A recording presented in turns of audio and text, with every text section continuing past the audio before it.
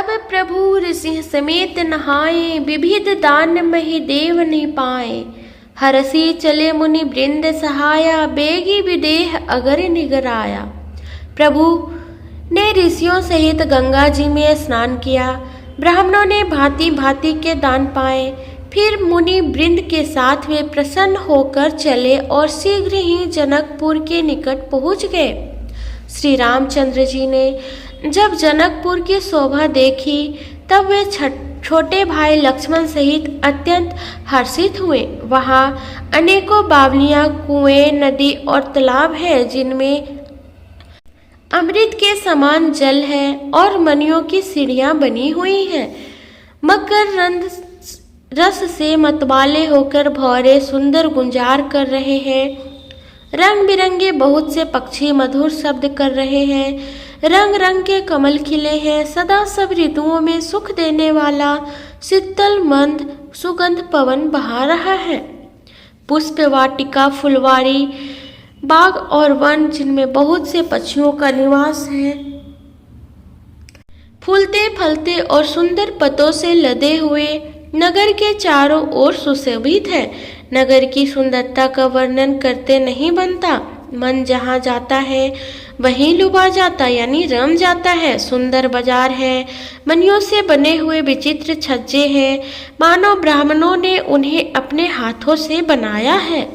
कुबेर के समान श्रेष्ठ धनी व्यापारी सब प्रकार की अनेक वस्तुएं लेकर दुकानों में बैठे हैं। सुंदर चौराहे और सुहावनी गलियां सदा सुगंध से सिंची रहती है।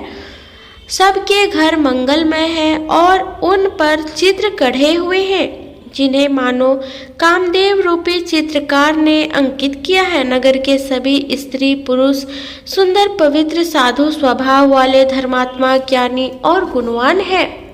जहाँ जनक जी का अत्यंत अनुपम सुंदर निवास स्थान महल है, वहाँ के विलास ऐश्वर्य को देखकर देवता भी थकित स्तंभित हो जाते हैं। मनुष्यों की तो बात ही क्या, कोट राजमहल के परकोटे को देखकर चित्त चकित हो जाता है। ऐसा मालूम होता है मानो उसने समस्त लोगों को शोभा को रोग घेर रखा है।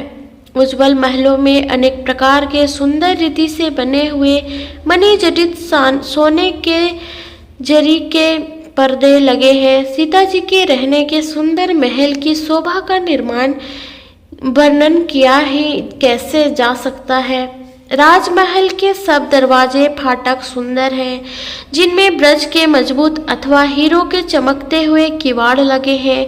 वहाँ मातहत राजाओं, नटों, मागधों और भाटों की भीड़ लगी रहती है। घोड़ों और हाथियों के लिए बहुत बड़ी बड़ी घुड़सालें और गजशालाएं यानी फील खाने बनी हुई हैं, जो सब समय घोड़े, हाथी और रथों से भरी रहती है। बहुत से सूरवीर मंत्री और सेनापति हैं, उन सब के घर भी राजमहल सरीखे ही हैं। नगर के बाहर तालाब और नदी के निकट जहाँ तहाँ बहुत से राजलोग उतरे हुए डेरा डाले हुए हैं। वहीं आमों का एक अनुपम बाग देखकर, जहाँ सब प्रकार के सुविधे थे और जो सब तरह से सुहावना था, विश्वामित्र जी ने कहा, है सुजान रघुवीर, मेरा मन कहता है कि यहीं रहा जाए। कृपा के धाम श्री रामचंद्र जी, बहुत अच्छा स्वामीन, कहकर वही मुनियों के समूह के साथ ठहर गए। मिथिलापति जनक जी ने जब यह समाचार पाया कि महामुनि विश्वामित्र आए हैं, तब उन्होंने पवित्र हृदय के ईमानदार स्वामी भक्त मंत्री, बहुत से योद्धा, श्रेष्ठ ब्राह्मण, गुरु सतानंद जी और अपनी जाति के श्रेष्ठ लोगों को साथ लिया और इस प्रकार प्रसन्नता के साथ राजा मुनियों के स्वामी विश्वामित्र जी से मिलने चले। किन्हे प्रणामु चरण धरि माथा, दिन्हि असीस मुदित मुनि नाथा। विप्र वृंद सब सादर बंदे, जानी भाग्य बड़े राउ आनंदे। राजा ने मुनि के चरणों पर मस्तक रखकर प्रणाम किया। मुनियों के स्वामी विश्वामित्र जी ने प्रसन्न होकर आशीर्वाद दिया। फिर सारी ब्रह्मांडली को आदर सहित प्रणाम किया और अपना बड़ा भाग्य जानकर राजा आनंदित हुए। बार बार कुशल प्रश्न करके विश्वामित्र जी ने राजा को बैठाया। उसी समय दोनों भाई आ पहुंचे जो फुलवाड़ी देखने गए थे। सुकुमार किशोर अवस्था वाले श्याम और गौर वर्ण के दोनों कुमार नेत्रों को सुख देने वाले और सारे विश्व के चित्त को चुराने वाले हैं। जब रघुनाथ जी आए तब सभी उनके रूप एवं तेजस से प्रभावित होकर उठकर खड़े हो गए। विश्वामित्र जी ने उनको अपने पास बैठा लिया। दोनों भाइयों को देखकर सभी सुखी हुए। सबके नेत्रों में जल भर आया। आनंद और प्रेम के आंसू उमड़ पड़े और शरीर रोमांचित हो उठा। राम जी की मधुर मनोहर मूर्ति को देखकर विदेह यानी जनक विशेष रूप से विदेह देह की सूद बूद से रहित हो गए। प्रेम मग्न मनु जापी नृपो करी विवेको धीर धरी। बोलो मुनि पद नाई सिरो गदगद गिरा गभीर। कहु नाथ सुंदर दो बालक मुनि कुल तिलक के नृप कुल पालक। ब्रह्मा जो निगम नेति कही गावा अभय वेश धरी की सोई आवा। अर्थात मन को प्रेम में मग्न जान राजा जनक ने विवेक का आश्रय लेकर धीरज धारण किया और मुनि के चरणों में सिर नवाकर गदगद प्रेम भरी गंभीर वाणी से कहा, हे नाथ, कहिए ये दोनों सुंदर बालक मुनि कुल के आभूषण हैं या किसी राजवंश के पालक, अथवा किसका वेदों ने नेति कहकर गान किया है? कहीं वह ब्रह्मा तो युगल रूप धरकर नहीं आया है? सहज विराग रूप मनु मोरा थकित होत जिमि चंद जगोरा। ताते प्रभु पुछहु सत्य भाव कहु नाथ जनि करहु दुराव। मेरा मन जो स्वभाव से ही वैराग्य रूप बना हुआ है, इन्हें देखकर इस तरह मुग्ध हो रहा है जैसे चंद्रमा को देखकर चकोर। हे प्रभु, इसलिए मैं आपसे सत्य निश्चल भाव से पूछता हूँ, हे नाथ, बताइए, छिपाव ना कीजिए। इनको देखते ही अत्यंत प्रेम के वश होकर मेरे मन ने जबरदस्ती ब्रह्मा सुख को त्याग दिया है। मुनि ने हंसकर कहा, हे राजन, आपने ठीक यथार्थ ही कहा। आपका वचन मिथ्या नहीं हो सकता। जगत में जहाँ तक जितने भी प्राणी हैं, ये सभी को प्रिय है। मुनि की रहस्य भरी वाणी सुनकर श्री राम जी मन ही मन मुस्कुराते हैं, हंसकर मानो संकेत करते हैं कि रहस्य खोलिए नहीं। तब मुनि ने कहा, ये रघुकुल मुनि महाराज दशरथ के पुत्र हैं। मेरे हित के लिए राजा ने इन्हें मेरे साथ भेजा है। ये राम और लक्ष्मण दोनों श्रेष्ठ भाई रूप, शील और बल के धाम है। सारा जगत इस बात का साक्षी है कि इन्होंने युद्ध में असुरों को जीतकर मेरे यज्ञ की रक्षा की है। राजा ने कहा, हे मुनि, आपके चरणों के दर्शन कर मैं अपना पुण्य प्रभाव नहीं कह सकता। ये सुंदर श्याम और गौर वर्ण के दोनों भाई आनंद को भी आनंद देने वाले हैं। इनकी आपस की प्रीति बड़ी पवित्र और सुहावनी है। वह मन को बहुत भाती है, पर वाणी से कहीं नहीं जा सकती। विदेह जनक जी की आनंदित होकर कहते हैं, हे नाथ, सुनिए, ब्रह्मा और जीव की तरह इनमें स्वाभाविक प्रेम है। राजा बार बार प्रभु को देखते हैं, दृष्टि वहां से हटाना ही नहीं चाहती। प्रेम से शरीर पुलकित हो रहा है और हृदय में बड़ा उत्साह है। फिर मुनि की प्रशंसा करके और उनके चरणों में सिर नवाकर राजा उन्हें नगर में लिवा चले। सुंदर सदनो सुखद सब काला तहाँ बासो लय दीन भुआला। करी पूजा सब विधि सेवकाई गौ राउ गृह विदा कराई। एक सुंदर महल जो सब समय सभी ऋतुओं में सुखदायक था, वहां राजा ने उन्हें ले जाकर ठहराया। तदंतर सब प्रकार से पूजा और सेवा करके राजा विदा मांगकर अपने घर गया। रघुकुल के शिरोमणि प्रभु श्री रामचंद्र जी ऋषियों के साथ भोजन और विश्राम करके भाई लक्ष्मण समेत बैठे। उस समय पहर भर दिन रह गया था। लक्ष्मण जी के हृदय में विशेष लालसा है कि जाकर जनकपुर देख आवे।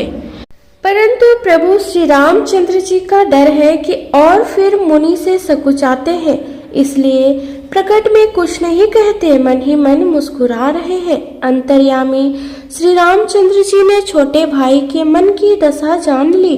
तब उनके हृदय में भक्त वत्सलता उमड़ आई। वे गुरु की आज्ञा पाकर बहुत ही विनय के साथ सकुचाते हुए मुस्कुराकर बोले, हे नाथ, लक्ष्मण जी नगर देखना चाहते हैं, किंतु प्रभु आपके डर और संकोच के कारण स्पष्ट नहीं कहते। यदि आपकी आज्ञा पाऊं तो मैं इनको नगर दिखलाकर तुरंत ही वापस ले आऊं। यह सुनकर मुनीश्वर विश्वामित्र जी ने प्रेम सहित वचन कहे, हे राम, तुम नीति की रक्षा कैसे न करोगे? हे तात, तुम धर्म की मर्यादा का पालन करने वाले और प्रेम के वशीभूत होकर सेवकों को सुख देने वाले हो। सुख के निधान दोनों भाई जाकर नगर देखाओ। अपने सुंदर मुख दिखलाकर सब नगर निवासियों के नेत्रों को सफल करो। सब लोगों के नेत्रों को सुख देने वाले दोनों भाई मुनि के चरण कमलों की वंदना करके चले। बालकों के झुंड इनके सौंदर्य की अत्यंत शोभा देखकर साथ लग गए। उनकी नेत्र और मन इनकी माधुरी पर लुभा गए। दोनों भाइयों के पीले रंग के वस्त्र हैं, कमर के पीले दुपट्टों में तरकस बंधे हैं, हाथों में सुंदर धनुष बाण सुशोभित है। श्याम और गौर वर्ण के शरीरों के अनुकूल, अर्थात जिस पर जिस रंग का चंदन अधिक भवे उस पर उसी रंग के सुंदर चंदन की खोर लगी है। सांवरे और गोरे रंग की मनोहर जोड़ी है। सिंह के समान पुष्ट गर्दन, गले का पिछला भाग है, विशाल भुजाएं हैं, चौड़ी छाती पर अत्यंत सुंदर गज मुक्ता की माला है। सुंदर लाल कमल के समान नेत्र हैं, तीनों तापों से छुड़ाने वाला चंद्रमा के समान मुख है। कानों में सोने के कर्णफूल अत्यंत शोभा दे रहे हैं और देखते ही देखने वाले के चित्त को मानो चुरा लेते हैं। उनकी चिंतवन दृष्टि बड़ी मनोहर है और भव्य, तिरछी एवं सुंदर है। माथे पर तिलक की रेखाएं ऐसी सुंदर है मानो मूर्तिमती शोभा पर मुहर लगा दी गई है। सिर पर सुंदर चौकोनी टोपियां दिए हैं, काले और घुंघराले बाल हैं।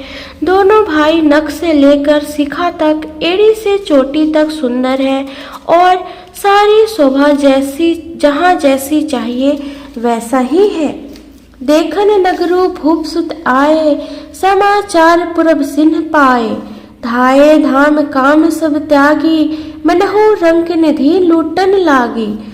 जब पूर्ववासियों ने यह समाचार पाया कि दोनों राजकुमार नगर देखने के लिए निकल आए हैं, तब वे सब घर बार और सब काम काज छोड़कर ऐसे दौड़े मानो दरिद्री धन का खजाना लूटने दौड़े हों। स्वभाव से ही सुंदर दोनों भाइयों को देखकर वे लोग नेत्रों का फल पाकर सुखी हो रहे हैं। युवती स्त्रियां घर के झरोखे से लगी हुई प्रेम सहित श्री रामचंद्र जी के रूप को देख रही है। वे आपस में बड़े प्रेम से बात कर रही है। हे सखी, इन्होंने करोड़ों कामदेवों की छवि को जीत लिया है। देवता, मनुष्य, असुर, नाग और मुनियों में ऐसी शोभा तो कहीं सुनने में भी नहीं आती। भगवान विष्णु के 4 भुजाएं हैं, ब्रह्मा जी के 4 मुख हैं, शिव जी का विकट भयानक वेश है और उनके 5 मुख है। हे सखी, दूसरा देवता भी कोई ऐसा नहीं है जिसके साथ इस छवि की उपमा दी जाए। इनकी किशोर अवस्था है। ये सुंदरता के घर सांवले और गोरे रंग के तथा सुख के धाम है। इनके अंग अंग पर करोड़ों अरबों कामदेवों को निछावर कर देना चाहिए। हे सखी, भला कहो तो ऐसा कौन शरीरधारी होगा जो इस रूप को देखकर मोहित ना हो जाए, अर्थात यह रूप जड़ चेतन सबको मोहित करने वाला है। तब कोई दूसरा सखी प्रेम सहित कोमल वाणी से बोली, हे सयानी, मैंने जो सुना है उसे सुनो। ये दोनों राजकुमार महाराज दशरथ जी के पुत्र हैं। बाल राजहंसों सा सुंदर जोड़ा है। ये मुनि विश्वामित्र के यज्ञ की रक्षा करने वाले हैं। इन्होंने युद्ध के मैदान में राक्षसों को मारा है, जिनका श्याम शरीर और सुंदर कमल जैसे नेत्र हैं, जो मारीच और सुबाहु के मद को चूर करने वाले और सुख की खान है, और जो हाथ में धनुष बाण लिए हुए हैं, वे कौशल्या जी के पुत्र हैं। इनका नाम राम है, जिनका रंग गोरा और किशोर अवस्था है, और जो सुंदर वेश बनाए और हाथ में धनुष बाण लिए श्री राम जी के पीछे पीछे चल रहे हैं, वे इनके छोटे भाई हैं। उनका नाम लक्ष्मण है। हे सखी, सुनो, उनकी माता सुमित्रा है। श्री रामचंद्र जी की छवि देखकर कोई एक दूसरी सखी कहने लगी, यह वर जानकी के योग्य है। हे सखी, यदि कहीं राजा इन्हें देख ले तो प्रतिज्ञा छोड़कर हठपूर्वक इन्हीं से विवाह कर देगा। किसी ने कहा, राजा ने इन्हें पहचान लिया है और मुनि के सहित इनका आदर पूर्वक सम्मान किया है। परंतु हे सखी, राजा अपना प्रण नहीं छोड़ता। वह होनहार के वशीभूत होकर हठपूर्वक अविवेका ही आश्रय लिए हुए है। प्रण पर अड़े रहने की मूर्खता नहीं छोड़ता। कोई कहती है, यदि विधाता भले हैं और सुना जाता है कि वे सबको उचित फल देते हैं, तो जानकी जी को यही वर मिलेगा। हे सखी, इसमें संदेह नहीं है। जाओ विधि बस असबन संजेगु, तो कृत कृत होई सब लोगु। सखी हमरे आरती अति ताते, कबू हक ए आवही ए ही नाते। जो देव योग से ऐसा संयोग बन जाए तो हम सब लोग कृतार्थ हो जाएंगे। हे सखी, मेरे तो इसी से इतनी अधिक आतुरता हो रही है कि इसी नाते कभी ये यहीं आवेंगे, नहीं तो विवाह ना हुआ तो। हे सखी सुनो, हमको इनके दर्शन सुलभ है। यह संयोग तभी हो सकता है जब हमारे पूर्व जन्मों के बहुत पुण्य हो। दूसरी ने कहा, हे सखी, तुमने बहुत अच्छा कहा, इस विवाह से सभी का परम हित है। किसी ने कहा, शंकर जी का धनुष कठोर है और ये सांवले राजकुमार कोमल शरीर के बालक हैं। हे सयानी, सब असमंजस ही है। यह सुनकर दूसरी सखी कोमल वाणी से कहने लगी, हे सखी, इनके संबंध में कोई ऐसा कहते हैं कि ये देखने में तो छोटे हैं, पर इनका प्रभाव बहुत बड़ा है। जिनके चरण कमलों की धूलि का स्पर्श पाकर अहिल्या तर गई, जिसने बड़ भारी पाप किया था, वे क्या शिव जी का धनुष बिना तोड़े रहेंगे? इस विश्वास को भूलकर भी नहीं छोड़ना चाहिए। जिस ब्रह्मा ने सीता को संवार कर बड़ी चतुराई से रचा है, उसी ने विचार कर सांवला वर भी रच रखा है। उसके ये वचन सुनकर सब हर्षित हुई और कोमल वाणी से कहने लगी, ऐसा ही हो। सुंदर मुख और सुंदर नेत्रों वाली स्त्रियां समूह की समूह हृदय में हर्षित होकर फूल बरसा रही हैं। जहाँ जहाँ दोनों भाई जाते हैं, वहाँ वहाँ परम आनंद छा जाता है। दोनों भाई नगर के पूरब ओर गए, जहाँ धनुष यज्ञ के लिए रंगभूमि बनाई गई थी। बहुत लंबा चौड़ा सुंदर ढाला हुआ पक्का आंगन था, जिस पर सुंदर और निर्मल वेदी सजाई गई थी। चारों ओर सोने के बड़े बड़े मंच बने थे, जिन पर राजा लोग बैठेंगे। उनके पीछे समीप ही चारों ओर दूसरे मचानों का मंडलाकार घेरा सुशोभित था। वह कुछ ऊंचा था, सब प्रकार से सुंदर था। वहां जाकर नगर के लोग बैठेंगे। उन्हीं के पास विशाल एवं सुंदर सफेद मकान अनेक रंगों के बनाए गए हैं, जहां अपने अपने कुल के अनुसार सब स्त्रियां यथायोग जिसको जहां बैठना उचित है बैठकर देखेगी। नगर के बालक कोमल वचन कह कर आदर पूर्वक प्रभु श्री रामचंद्र जी को यज्ञशाला की रचना दिखला रहे हैं। सब बालक इसी बहाने प्रेम के वश होकर श्री राम जी के मनोहर अंगों को छूकर शरीर से पुलकित हो रहे हैं और दोनों भाइयों को देख देख कर उनके हृदय में अत्यंत हर्ष हो रहा है। शिशु सब राम प्रेम बस जाने, प्रीति समेत निकेत बखाने। निज निज रुचि सब लेहि बुलाई, सहित स्नेह जाहि दो भाई। श्री रामचंद्र जी ने सब बालकों को प्रेम के वश जानकर यज्ञ भूमि के स्थानों की प्रेम पूर्वक प्रशंसा की। इससे बालकों का उत्साह, आनंद और प्रेम और भी बढ़ गया, जिससे वे सब अपनी अपनी रुचि के अनुसार उन्हें बुला लेते हैं और प्रत्येक के बुलाने पर दोनों भाई प्रेम सहित उनके पास चले आते हैं। कोमल, मधुर और मनोहर वचन कहकर श्री राम जी अपने छोटे भाई लक्ष्मण को यज्ञ भूमि की रचना दिखलाते हैं, जिनकी आज्ञा पाकर माया लव निमेष पलक गिरने के चौथाई समय में ब्रह्मांडों को समूह रच डालती है। वही दीनों पर दया करने वाले श्री राम जी भक्ति के कारण धनुष यज्ञशाला को चकित होकर आश्चर्य के साथ देख रहे हैं। इस प्रकार सब कौतुक विचित्र रचना देखकर वे गुरु के पास चले। देर हुई जानकर उनके मन में डर है। जिनके भय से डर को भी डर लगता है, वही प्रभु भजन का प्रभाव, जिसके कारण ऐसे महान प्रभु भी भय का नाट्य करते हैं, दिखला रहे हैं। उन्होंने कोमल, मधुर और सुंदर बातें कहकर बालकों को जबरदस्ती विदा किया। फिर भय, प्रेम, विनय और बड़े संकोच के साथ दोनों भाई गुरु के चरण कमलों में सिर नवाकर आज्ञा पाकर बैठे। रात्रि का प्रवेश होते ही संध्या के समय मुनि ने आज्ञा दी। तब सबने संध्या वंदन किया। फिर प्राचीन कथाएं तथा इतिहास कहते कहते सुंदर रात्रि दोपहर बीत गई। तब श्रेष्ठ मुनि ने जाकर शयन किया। दोनों भाई उनके चरण दबाने लगे, जिनके चरण कमलों के दर्शन एवं स्पर्श के लिए वैराग्यवान पुरुष भी भांति भांति के जप और योग करते हैं। तई दो बंधु प्रेम जनु जीते, गोर पद कमल पलोटत प्रीते। बारे बारे मुनि आज्ञा दीन्ही, रघुबर जाई शयन तब कीन्ही। वे ही दोनों भाई मानो प्रेम से जीते हुए प्रेम पूर्वक गुरु जी के चरण कमलों को दबा रहे हैं। मुनि ने बार बार आज्ञा दी। तब श्री रघुनाथ जी ने जाकर शयन किया। श्री रामचंद्र जी के चरणों को हृदय से लगाकर भय और प्रेम सहित परम सुख का अनुभव करते हुए लक्ष्मण जी उनको दबा रहे हैं। प्रभु श्री रामचंद्र जी बार बार कहा, हे तात, आप सो जाओ। आप तब वे उन चरण कमलों को हृदय में धारकर लेट रहे हैं। रात बीतने पर मुर्गे का शब्द कानों से सुनकर लक्ष्मण जी उठे। जगत के स्वामी सुजान श्री रामचंद्र जी भी गुरु से पहले ही जाग गए। सकल शौच करी जाई नहाए, नित्य निबहि मुनि ही सिर नाए।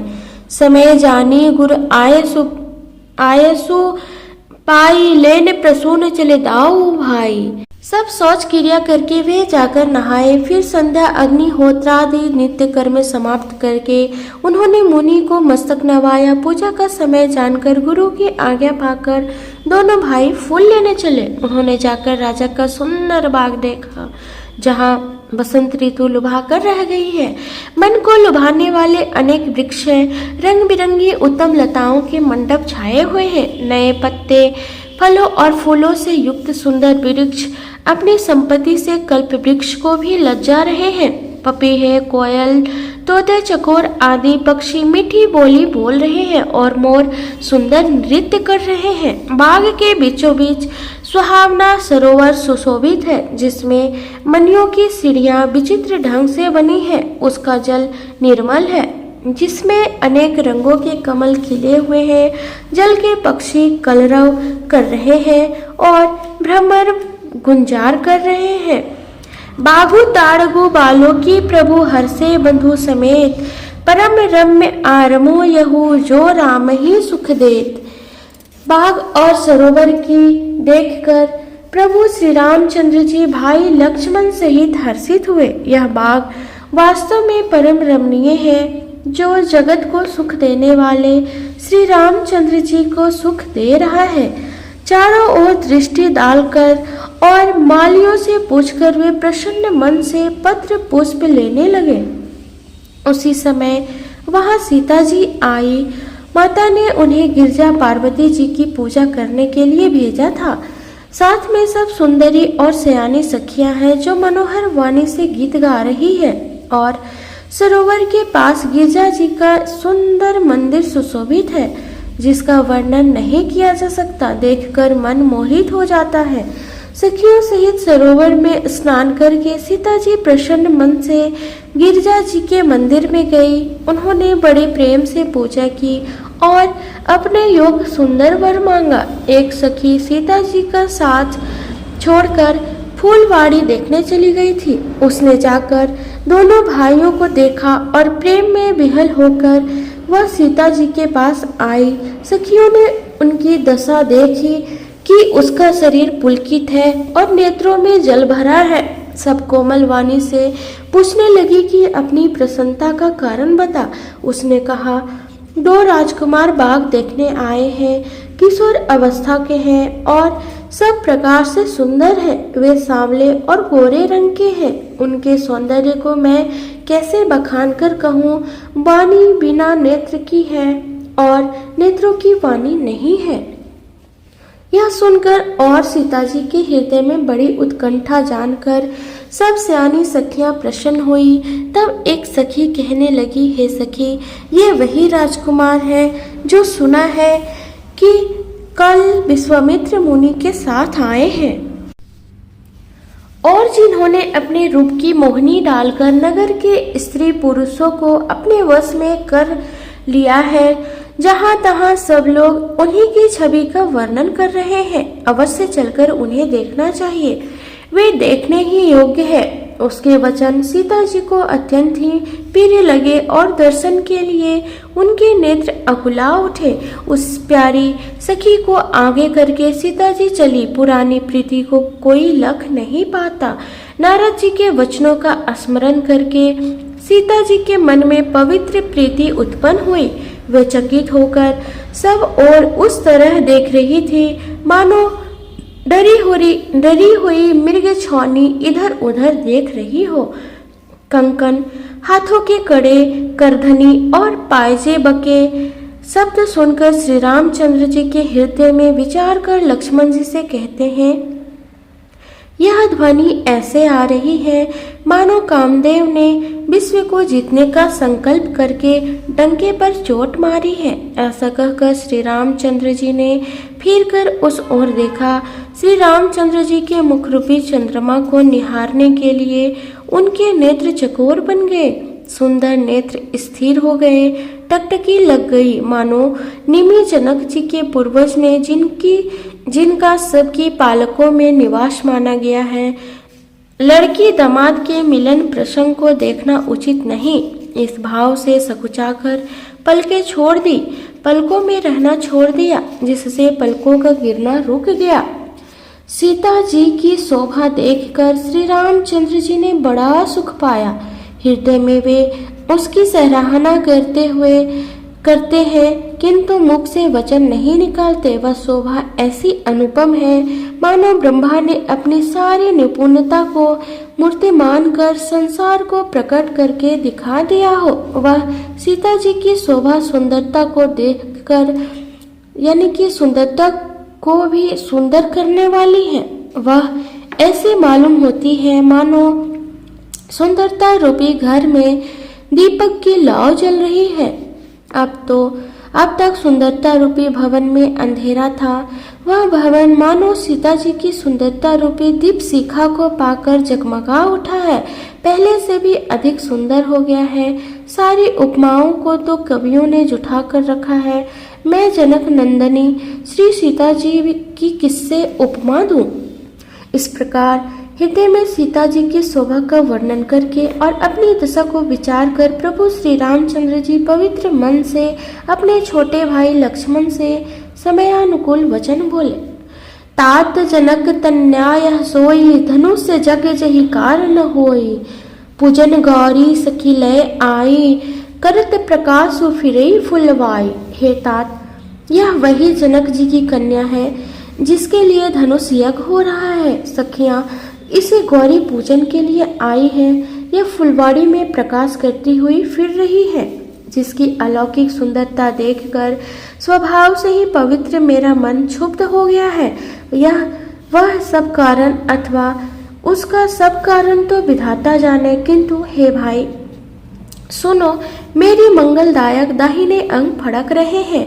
रघुवंशियों का यह सहज जगन्मुक्त स्वभाव है कि उनका मन कभी कुमार्ग पर पैर नहीं रखता। मुझे तो अपने मन का अत्यंत ही विश्वास है कि जिसने जागृत की कौन कहे, स्वप्न में भी पराई स्त्री पर दृष्टि नहीं डाली है। आगे की कथा हम अगली वीडियो में कहेंगे। तो अगर आप मेरे चैनल पर नए हैं तो प्लीज़ सब्सक्राइब कर लें। धन्यवाद।